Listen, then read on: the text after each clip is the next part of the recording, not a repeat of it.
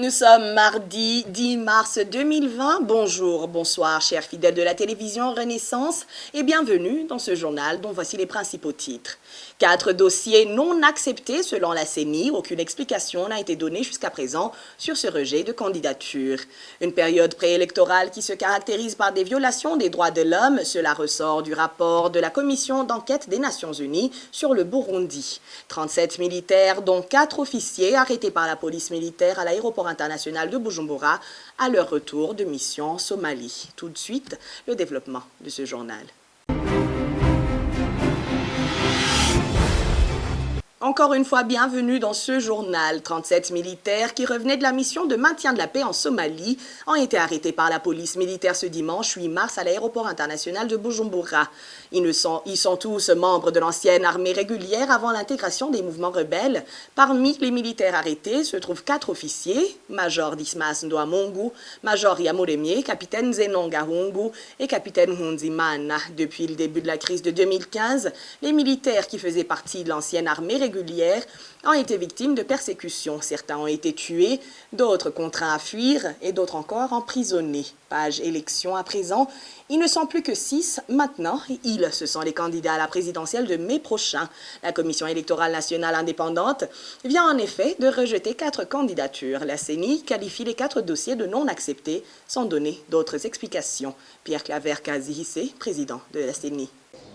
Il y a le candidat Évariste Ndayishimiye du parti CNDD-FDD. Son dossier a été accepté. Le candidat Agathon Rwasa du parti CNL, le dossier est accepté. Le candidat Jacques Bigirimana du parti FNL, le dossier n'est pas accepté. Le candidat Gaston Sindimo du parti UPRONA, le dossier est accepté. Le candidat Francis Rohero, indépendant, le dossier est accepté. Le candidat Dieudonné Nahimana, indépendant, le dossier a été accepté. Le candidat Léonce Ngendakumana du parti Sawanya Frodebu, le dossier a été accepté. Le candidat Anissé Niyonkuru du parti CDP, le dossier n'a pas été accepté. Le candidat Valentin Kavakure du parti FPN Mboneza, le dossier n'a pas été accepté. Le candidat Domitien Ndayizeye de la coalition Kira Burundi, le dossier n'a pas été accepté. Nous tenons à préciser que si un dossier de candidature n'est pas accepté par la CENI, le Code électoral prévoit la possibilité de faire recours auprès de la Cour constitutionnelle dans un délai de 2 jours calendrier. Donc, les candidats dont les dossiers n'ont pas été acceptés et qui ne sont pas satisfaits de la décision de la CENI peuvent s'adresser à la Cour constitutionnelle. On ignore jusqu'ici si les candidats rejetés vont faire appel de la décision de la CENI auprès de la Cour constitutionnelle. Seul Valentin Kavakure, candidat du parti FPN Mboneza, a déjà annoncé qu'il fera appel. La communauté internationale doit rester en alerte sur la situation au Burundi. C'est l'objectif de la présentation du dernier rapport de la Commission d'enquête des Nations Unies sur le Burundi. C'était ce lundi devant le Conseil des droits de l'homme de l'ONU à Genève. Selon le président de cette commission, Doudou Diène, le document se focalise sur la période sensible des élections qui se caractérise par des violations des droits de la population. C'est un rapport qui appelle à la vigilance, qui alerte la communauté internationale sur la période extrêmement sensible aux violations des droits de l'homme qui est le processus électoral en cours. Et nous avons fourni au Conseil des droits de l'homme et à la communauté internationale des instruments pour pouvoir suivre la situation au Burundi d'une manière extrêmement précise en leur fournissant des facteurs de risque. Et donc, nous présenterons un rapport beaucoup plus détaillé à l'automne, mais d'ores et déjà, nous recueillons toutes les informations nécessaires pour essayer de faire un rapport le plus objectif possible. de tous les facteurs de risque que nous évoquons. Il y a 8 facteurs de risque si vous regardez notre rapport de l'année passée en détail.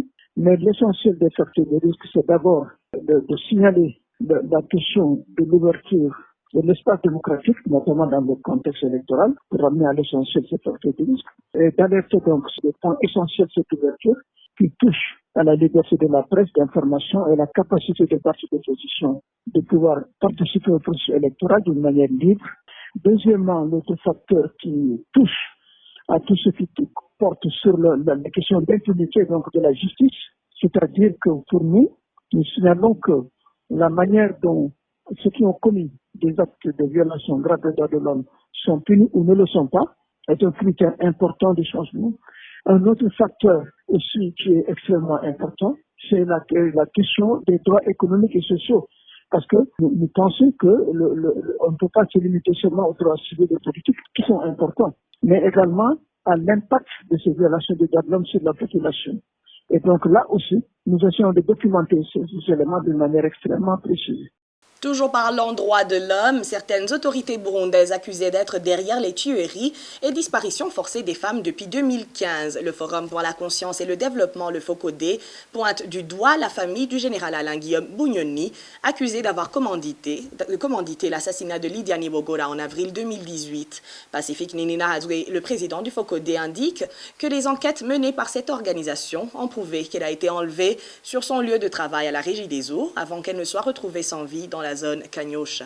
Une deuxième femme victime du troisième mandat de Pierre Nkurunziza, dont j'aimerais parler, c'est Madame Lydia Nibogora, qui a été assassinée le 17 février 2018. Ce jour-là, Lydia Nibogora s'était rendue à son service, comme d'habitude, à la Régie des Eaux. Dans l'après-midi, elle serait sortie du bureau. Elle disait qu'elle avait une séance de répétition dans son église, à l'église pentecôtiste. Elle est sortie et on nous a dit que selon des témoins, elle était entrée dans une voiture. Ils auraient salué, ils auraient ri lorsqu'elle est entrée. C'était comme si tout était normal. Et pourtant, le soir de ce même jour, le cadavre de Lydia Nibogora a été trouvé à l'endroit communément appelé chez Sebatutsi, à Kanyosha. Le corps de Lydia Nibogora était ligoté, les bras derrière le dos. Sa tête était partiellement fracassée. Il semblait qu'on l'avait tuée par un objet métallique qui avait frappé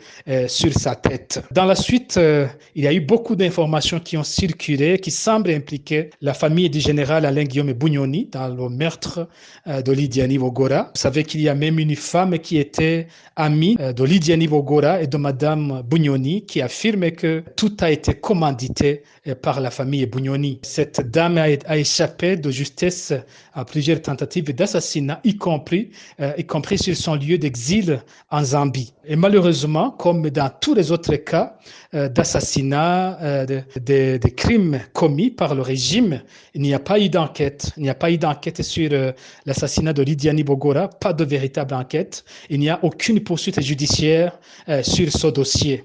Donc c'est fort malheureux, mais ça confirme encore une fois que le troisième mandat de Pierre Nkurunziza a été un terrible moment de cauchemar pour les femmes burundaises.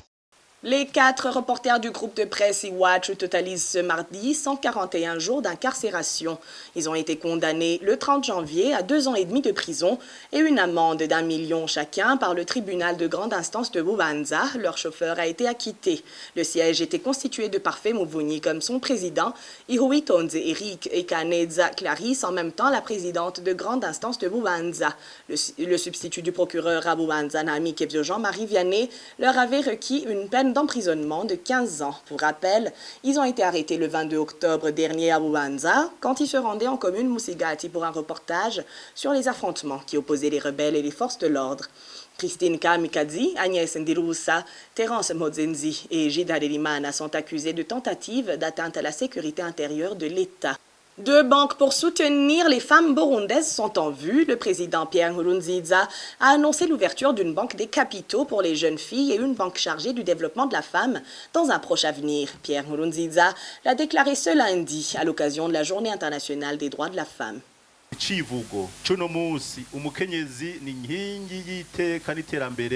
Le thème du jour pour cette journée est femmes comme pilier du développement de la famille et du pays. Nous profitons de l'occasion pour informer les femmes burundaises, nos sœurs, que dans le cadre de bien soutenir la femme, le gouvernement a mis en place un projet de développement du pays allant de la période de 10 ans, c'est-à-dire 2018 jusqu'en 2027. C'est un projet qui donne une place très importante de la femme dans son développement. On a aussi ouvert une banque de la jeunesse pour que les jeunes filles puissent avoir leur capital dans cette dernière. On a procédé aussi à l'ouverture d'une banque chargée du développement des femmes. Tout ceci vient s'ajouter à d'autres mesures qu'on a prises pour garantir la santé des femmes enceintes et des femmes en état d'allaitement, promouvoir ainsi les femmes dans toutes les institutions, respecter les droits de la femme ainsi que la lutte de la violence faite aux femmes et du genre. L'un des 3 postes importants dans le pays devrait revenir à une femme après les élections présidentielles de 2020. C'est une demande faite par la présidente du Forum national des femmes, Jeanne Mfayoguhola, lors de la célébration de la Journée internationale des droits de la femme. Jeanne Mfayoguhola estime qu'une femme devrait occuper soit le poste de président de la République, soit celui du Premier ministre ou alors celui de vice-président.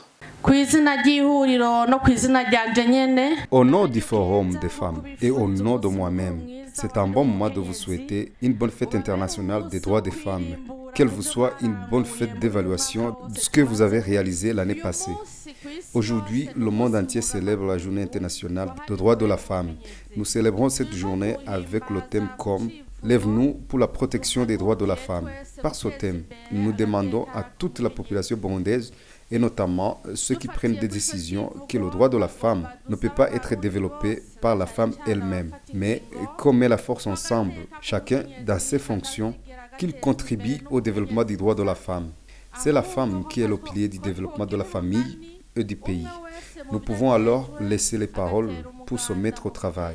Pour cette année au Burundi, cette journée arrive dans de bonnes conditions parce que ce thème a été choisi pour compléter la période électorale. Le respect de la Constitution, que les femmes soient représentées par un pourcentage de 30%, pas moins. Il y a 3 institutions qui sont très importantes dans le pays. Les femmes veulent au moins une place dans ces 3 institutions. N'oubliez pas que les femmes sont plus nombreuses. C'est elles qui vont voter massivement et elles sont en ordre. Monsieur le Président de la République, il faut que les femmes aient une bonne place dans les institutions qui prennent des décisions, dans les institutions de la technologie, parce qu'aujourd'hui, beaucoup de femmes ont des diplômes.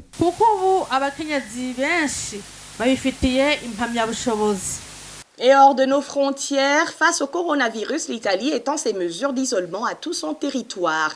Tous les travaux sont suspendus sur tout le pays depuis ce lundi. Clémentine Kanyamuneza nous donne des détails sur l'état de propagation du coronavirus.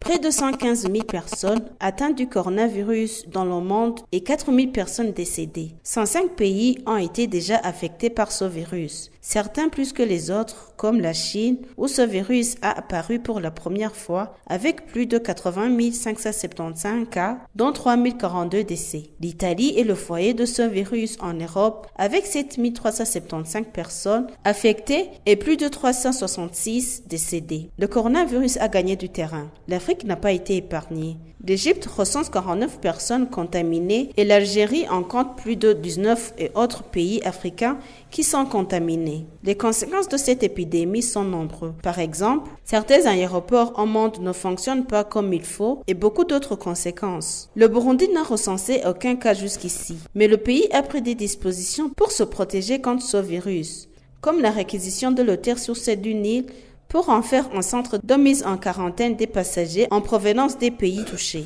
Nous l'avons appris cet après-midi, le premier cas de coronavirus confirmé à Kinshasa en République démocratique du Congo, selon le ministre de la Santé. Et avant de clore notre journal, la représentation de la femme dans les organes de prise de décision au Burundi, c'est le sujet qui va nous occuper aujourd'hui dans le mini-magazine Au cœur de la société, à la présentation Bertrand Ngendakuliyo. Certaines organisations féministes continuent de réclamer que les femmes soient suffisamment représentées dans les instances de prise de décision au Burundi. Et ces organisations dénoncent l'absence de dirigeants féminins, surtout au niveau des communes et des collines. À qui la faute? Que faut-il faire? Des propositions de réponse. C'est dans ce mini-magazine Au cœur de la société, à la présentation Bertrand Ngendakouli.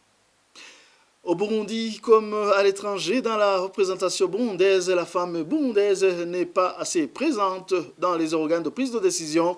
Bonfils Nyongele de la radio Inzamba nous donne quelques chiffres. Sur 18 gouverneurs de province, seuls 3 sont des femmes, à savoir les gouverneurs de province Bujumbura, Karuzi et Muyinga, soit une représentation d'environ 15%. Les ambassadeurs du Burundi sont tous au nombre de 29 et les femmes ambassadeurs sont au nombre de 5, soit une représentation de moins de 15%. Les 5 femmes sont réparties comme suit: 2 dans les pays d'Europe, une femme dans les pays asiatiques, une en Amérique latine et une autre en Afrique. Les chiffres sont encore plus parlants au niveau des administrateurs communaux car les femmes sont représentées sur un taux de moins de 10% selon les activistes des droits des femmes. Malgré cette faible représentativité des femmes dans les institutions, les quotas d'au moins 30% exigés par la Constitution sont totalement respectés. La Constitution exige ces quotas seulement au niveau de l'Assemblée nationale où il y a 35 femmes, au niveau du Sénat où il y a 16 femmes et au niveau du gouvernement d'où l'on trouve 6 femmes. Le gouvernement du Burundi indique qu'il fait des efforts pour permettre à la femme de s'épanouir. C'est pour annoncer la journée internationale de la femme que le ministre en charge du genre, Martin Nivyabandi, a fait ces déclarations. C'était vendredi de la semaine dernière. Suivez.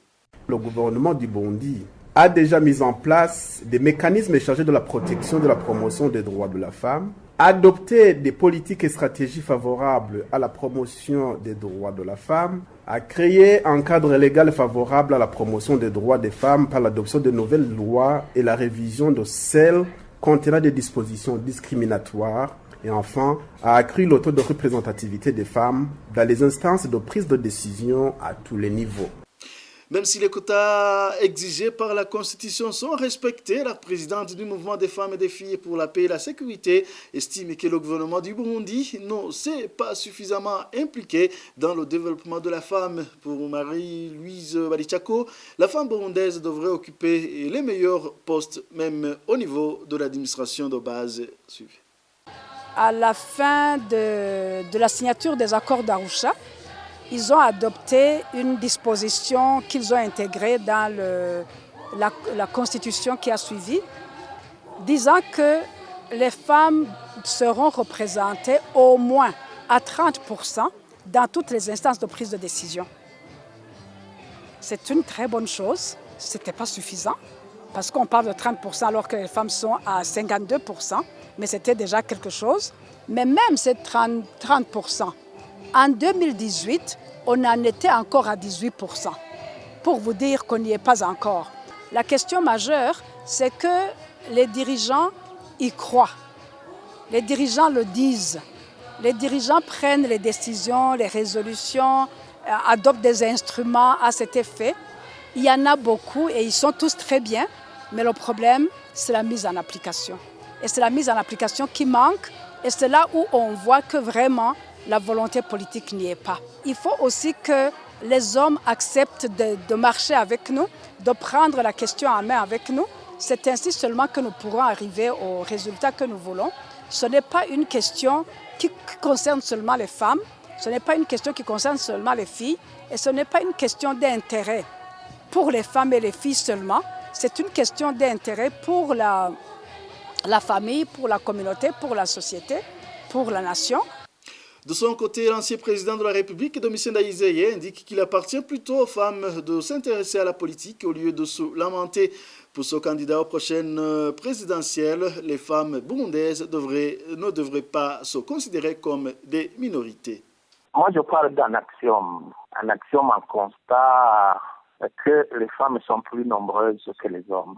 Deux, je parle du postulat que la loi est tout à fait ouverte aux dames. Elle fixe un minimum, mais elle ne fixe pas le plafond. Ce qui signifie que si aujourd'hui les dames se lèvent et se disent qu'elles veulent faire de la politique, je suis certain que les dames pourraient être élues dans les différentes fonctions.